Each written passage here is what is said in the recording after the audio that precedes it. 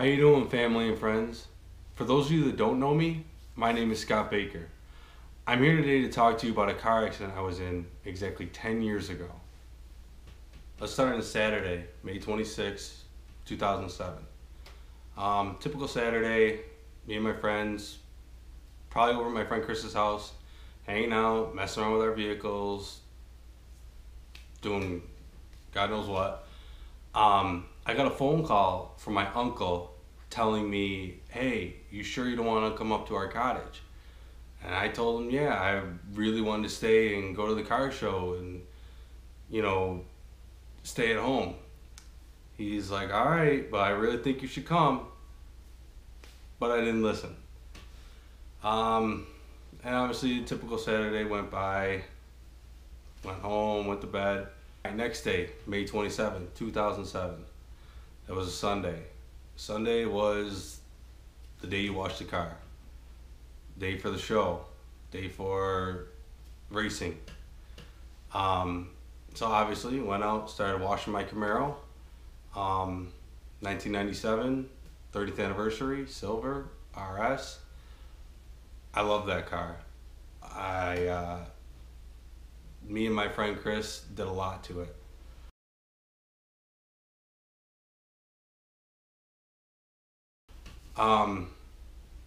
So obviously I was washing the car and it was getting later in the day, and we went down to the beach, took a stroll around there, obviously showing off the car.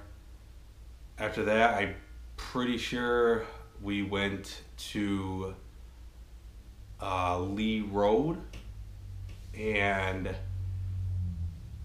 did our typical hanging out with all the other people with the cars and revving the engines. And that night actually I was doing donuts in a parking lot, obviously to look cool.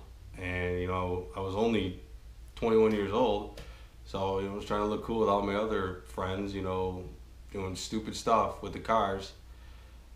And this guy came up to me and asked me if I wanted to race. So I asked him what he had. He had a Mustang. Told me it was a V8.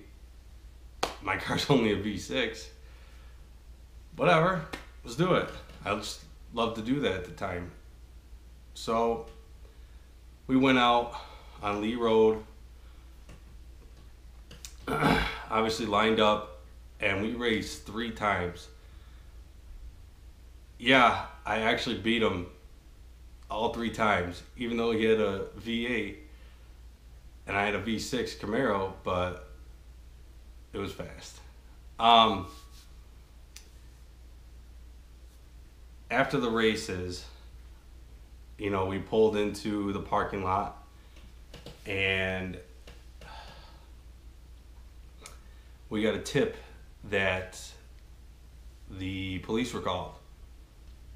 So, I called my friend Alex that was riding with me. I told him to get in the car. We got in the car and we were about to pull out of the parking lot, and there were the cops right there. Me being a young punk, thought it might be smart to run from a police officer.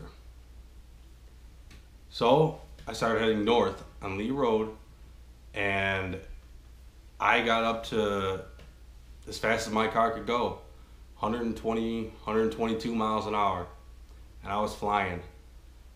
And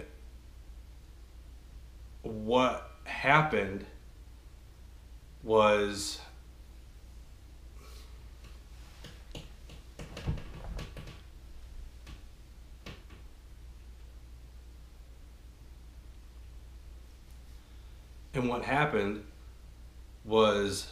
I was coming up towards 104 and Lee Road, and at the time they were doing construction on 104.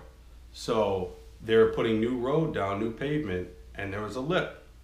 Well, me being stupid, thought I could just go over it, doing 120 miles an hour. And when I hit that lip on that road on 104, I launched my car into the air, probably from what I was told, at least 6 to 10 feet in the air, just launched it, came down hard on the other side. My whole car just dropped. And I started going into the curb, and I hit the curb, and obviously I couldn't stop because I was going so fast. I didn't have any brakes anymore. I had nothing. And when I hit the curb, I went up on the curb, and then right in front of me was a telephone pole. I hit that telephone pole at, I don't know, maybe 100 miles an hour. And when I hit that telephone pole, I hit it, and I launched my car into the air, kind of like the movie The Fast and the Furious, the first one, when Vin Diesel hits that tractor trailer, and at the end, and his car just flips over and lands and spins. That's kind of how it happened, is when I hit that telephone pole, I hit it, and my car flipped, landed on the roof, and probably slid down the road another 100 feet or so.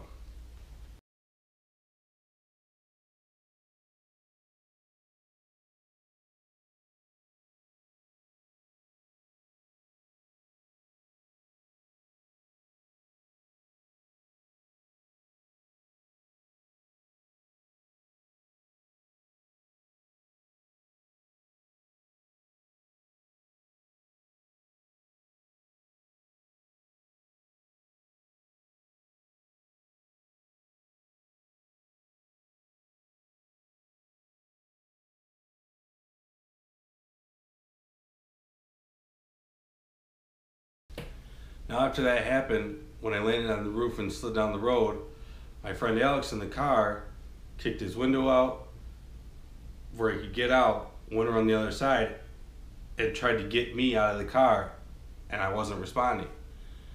The ambulance were called, the ambulance showed up, got me out of the car, got me in the ambulance, and I was on my way to Strong Hospital.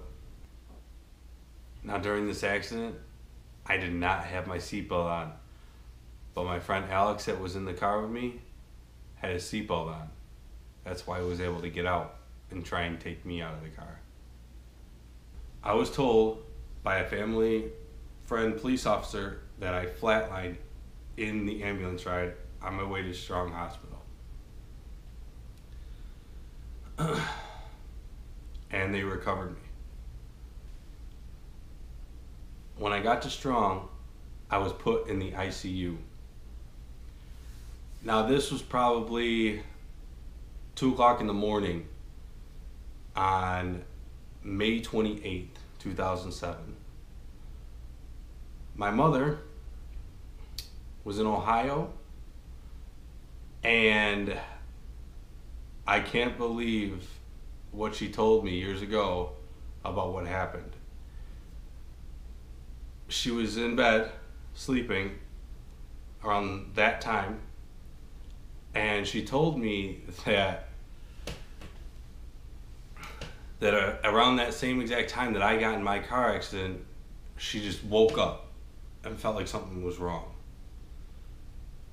She didn't know what it was. I mean, she looked at her phone, didn't see she got any phone calls, but she just woke up. Something woke her up, and she felt like something was wrong.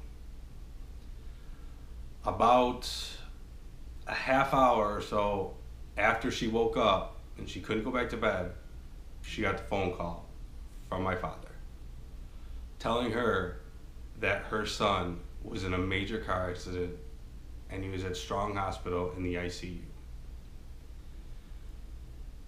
So she obviously got everything ready, got dressed, and left Ohio to be on her way home to come and see me.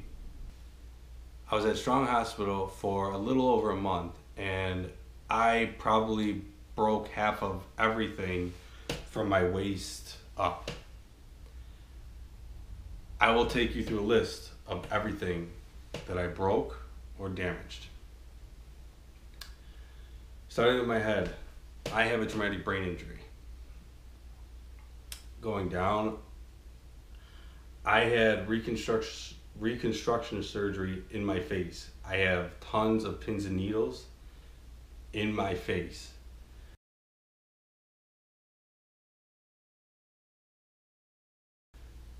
My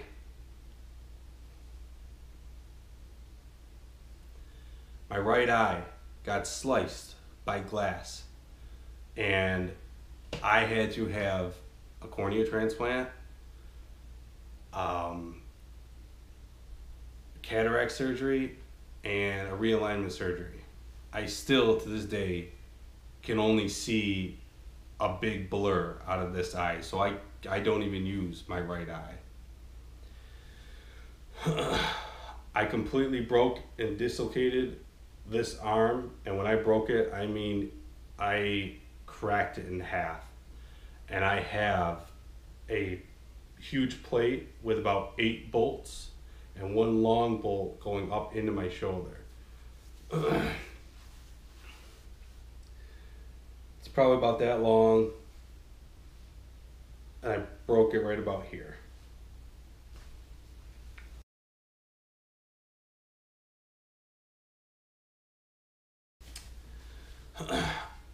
I broke and dislocated about 6 or 7 ribs, and I completely punctured both of my lungs, so I couldn't breathe. And that's why I have a trach scar.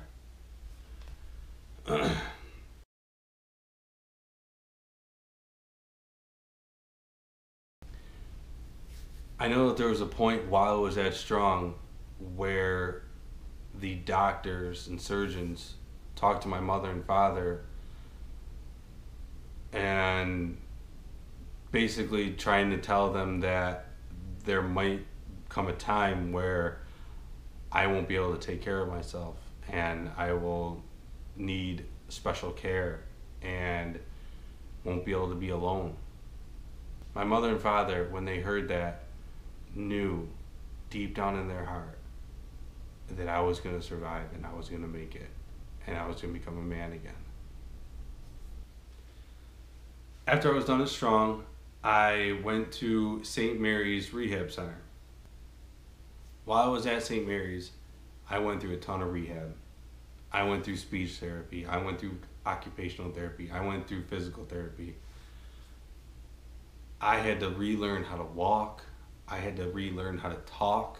I felt like I was almost like a newborn again. I couldn't even pick things up with my fingers off the table. I couldn't even walk a straight line. I couldn't even say a sentence that even made sense.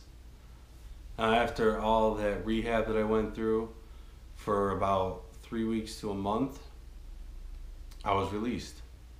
And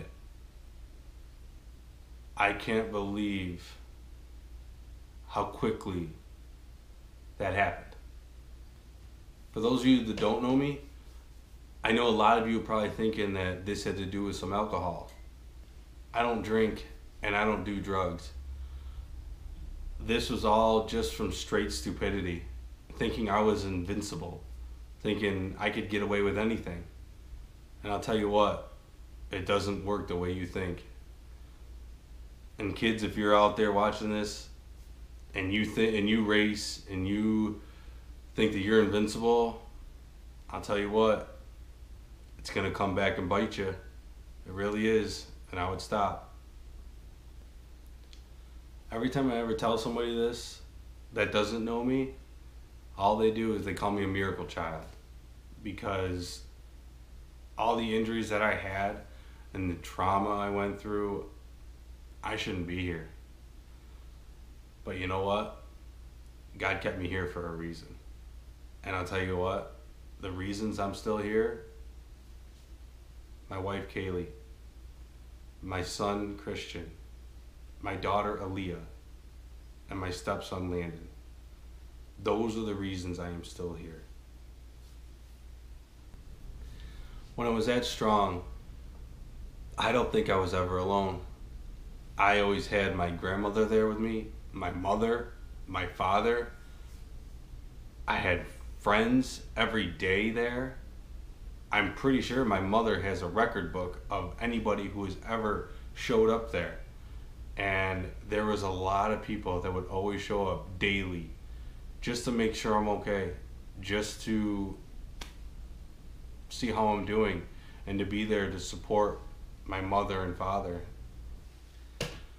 The main reason I am making this video is because I want to apologize to you, my family and friends, for what I put you through on that day. For my stupidity of thinking I could run away from a police officer.